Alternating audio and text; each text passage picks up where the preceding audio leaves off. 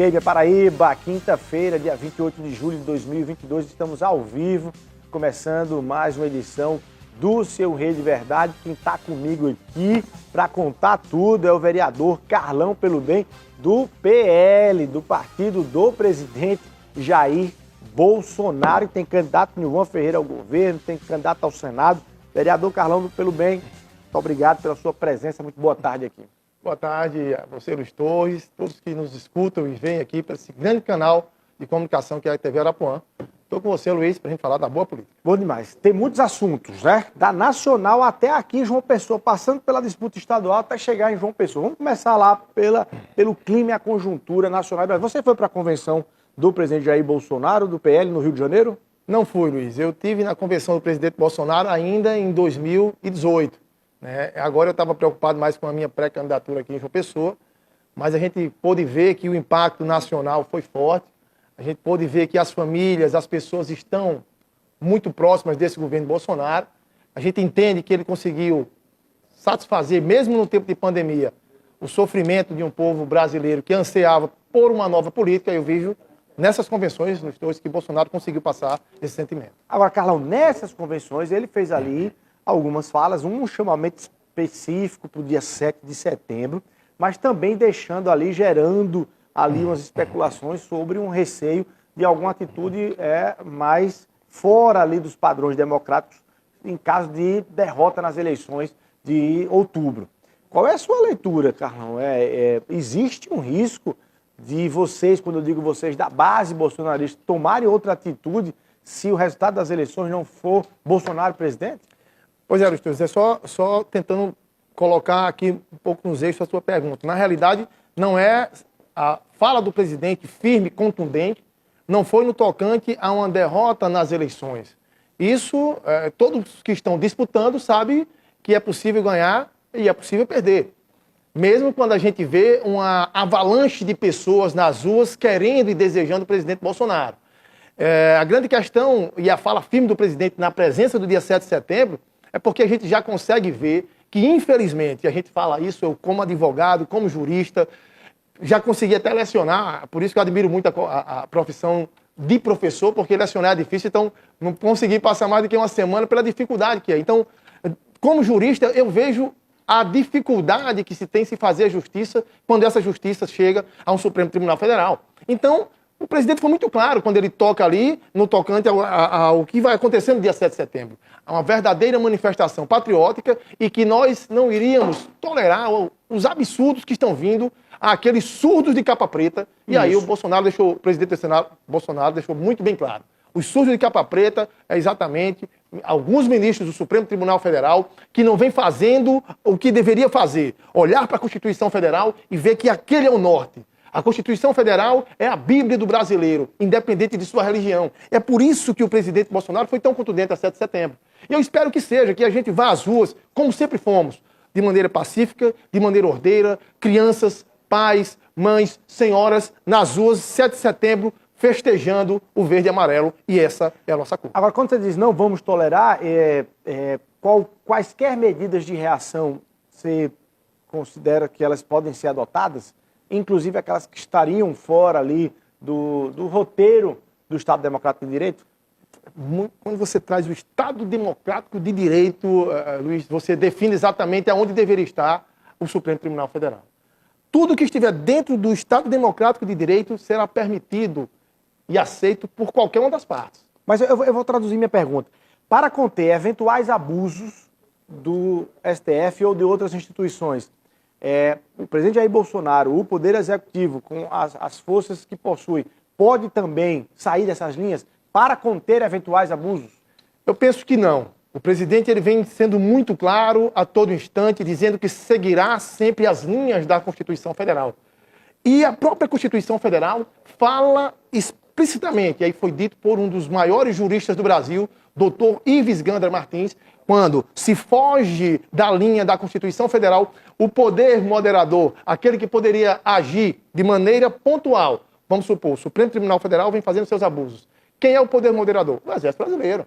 O Exército Brasileiro é esse poder moderador, para restituir a ordem dentro daquele espaço do Supremo Tribunal Federal. Olha só que absurdo, eu só vi bolsonaristas e conservadores presos, sem terem feito nada. Pessoas que deixaram de receber o dinheiro de sua família, o sustento de seus filhos. Alguns precisaram sair do país. Eu nunca vi, em todos os tempos, inclusive desembargadores federais, juristas já aposentados, juízes da ativa. Eu me encontro com amigos juízes em restaurantes, em lanchonetes, e quando eu converso com eles, é vergonha. É vergonha das decisões que vêm sendo tomadas pelo Supremo Tribunal Federal. Então, quando o presidente Bolsonaro ele vai de maneira enérgica e diz, olha, dia 7 de setembro nós estaremos nas ruas, é justamente para exercer o direito de todo cidadão, de toda cidadã, de se manifestar. E se manifestar contra abuso. Eu vejo abuso. Eu sou um jurista. Eu sei o que é isso, Luiz Torres. Eu nunca vi um Supremo Tribunal Federal tão parcial ao ponto de nós podermos dizer que deixou de ser um poder para se tornar um partido. Bom, com base nesse cenário, nesse clima todo, é que está se registrando no Brasil algumas reações.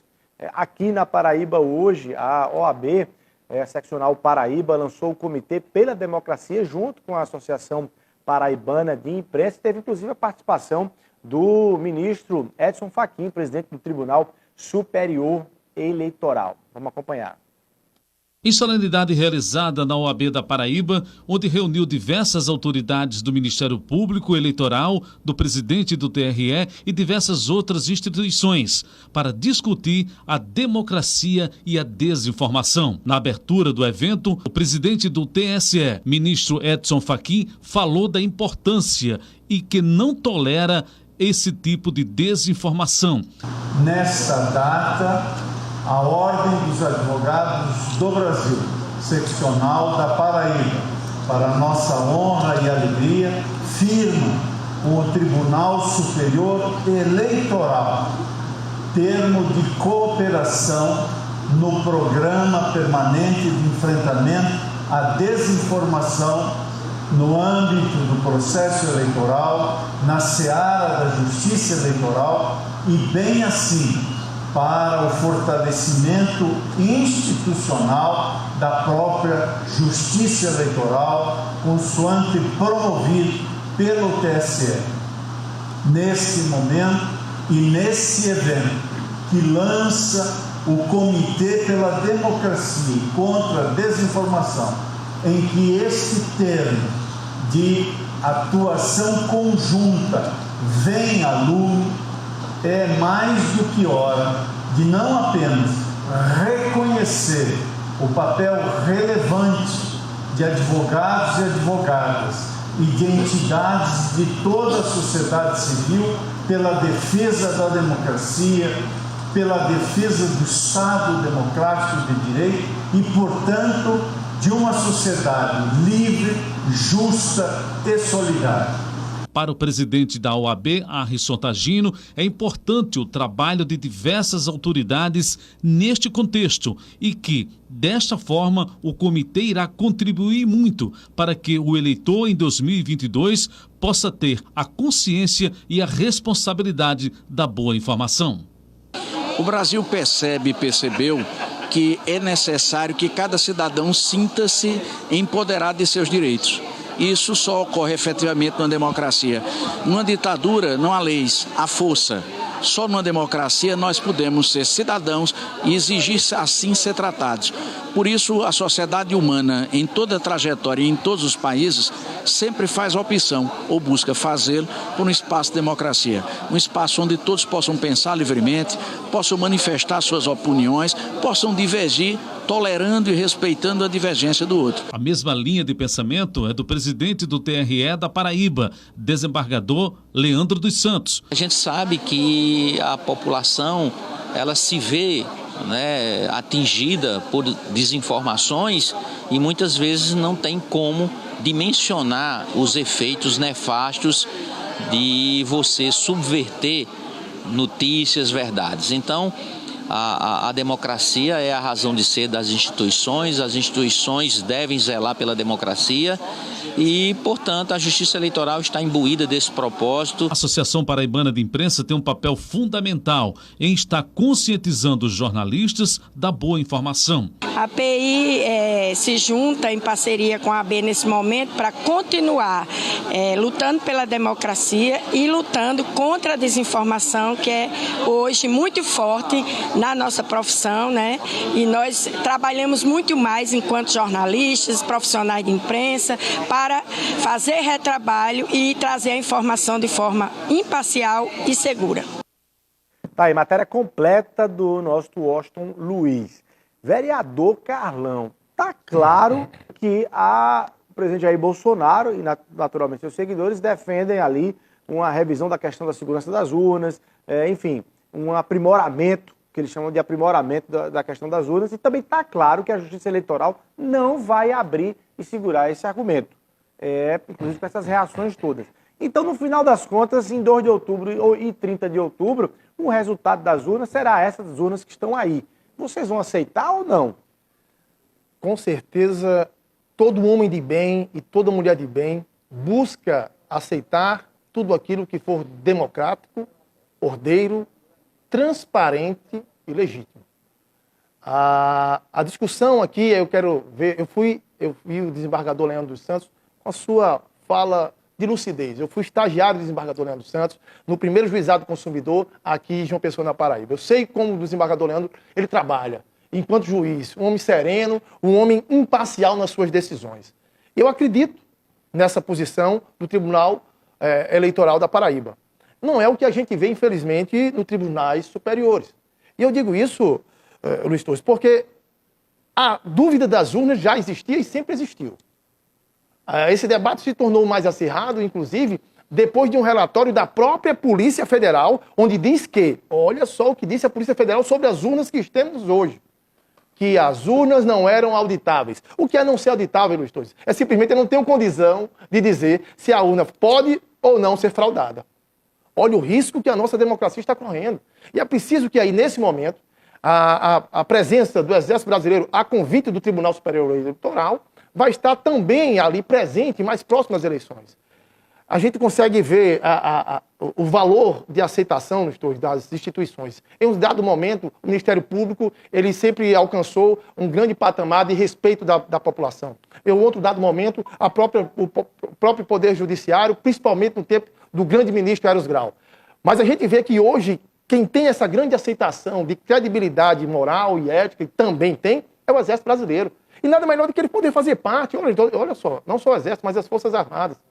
A gente está falando aí de instituições como a Aeronáutica, que tem um dos maiores quadros de pessoas especializadas na questão de probabilidades, de estudos, de técnicas. É isso que a gente quer. É próprio do princípio republicano ser transparente. Mas se nada disso acontecer, e no dia 30 de outubro, quando o resultado sair das urnas, do jeito que a Justiça Eleitoral hoje quer conduzir, o que é que vai acontecer se Bolsonaro não for reeleito? O que é que vai acontecer? Primeiro, a gente precisa saber se essa derrota surgiu de urnas devidamente auditáveis ou na condição de trazer o reflexo de uma realidade. Eu acho que quem é que pode dizer isso? Existe uma comissão que foi formada, onde inclusive faz parte o Exército Brasileiro. Essa comissão vai poder relatar e trazer isso. Um outro ponto. Se houver qualquer ponto fora da curva, a agenda e o roteiro do bolsonarismo aponta para que movimento? O que é que eu falo, Luiz Torres, é o que eu costumo dizer. O ponto fora da curva, ele sempre vai existir. É próprio do ser humano ele ser volátil ali. E em um dado momento, inclusive, eu já fui presidente de sessão, e a outra vez eu vi que as urnas elas precisaram ser trocadas. E naquele momento eu fiz constar, por exemplo, isso em um relatório. Isso vai acontecer. A gente está falando de um universo de 200 milhões de pessoas, de um país continental. Agora, é preciso se respeitar o que diz os próprios princípios republicanos. A transparência para a democracia ela é necessária. A transparência para o princípio republicano é necessária. Eu não acredito que a gente vai ter maiores problemas, Luiz. Eu não acredito que a gente vai ter um conflito, uma guerra civil, caso aconteça por exemplo, Bolsonaro perder. Eu não acredito nisso. Agora, óbvio que a Justiça Eleitoral vai ter que mostrar para a gente que houve uma derrota clara, transparente e real. Por que isso? Porque o próprio PSDB, lá atrás também, na disputa com o Aécio, solicitou também uma auditoria nas urnas e se identificou que existia aí, que as urnas não eram auditáveis. O que é isso? Gente, o que é que não é ser auditável? É você comprar o seu cartão de crédito e você saber se comprou ou não comprou, e você não poder sequer ver o seu extrato bancário ou o seu extrato de compras.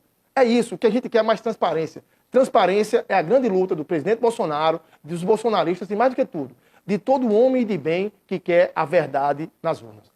Bom demais. Você falou aí em guerra, para aí me chama o cenário de acirramento ali, já com alguns episódios lamentáveis ocorridos no Brasil. Os candidatos a presidente, em especial o presidente Jair Bolsonaro e o ex-presidente Lula, ali sendo monitorados do ponto de vista da segurança, pelas forças de segurança. O ex-presidente Lula já tem data marcada aqui na Paraíba, dia 2, agora, de agosto, lá em Campina Grande. Tem manifestação contra, Carlão? Tem, dentro da base bolsonarista, discussões para conflito e confronto com os simpatizantes do ex-presidente Lula em Campina Grande?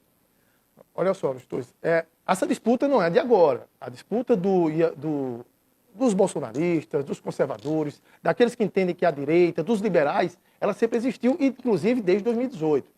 E eu faço lembrar aqui, todas as manifestações, todas elas, pelas ruas, ao terminar, via-se ali famílias, pais de famílias, deixando as suas casas, não tinha prédios depredados nem puxados.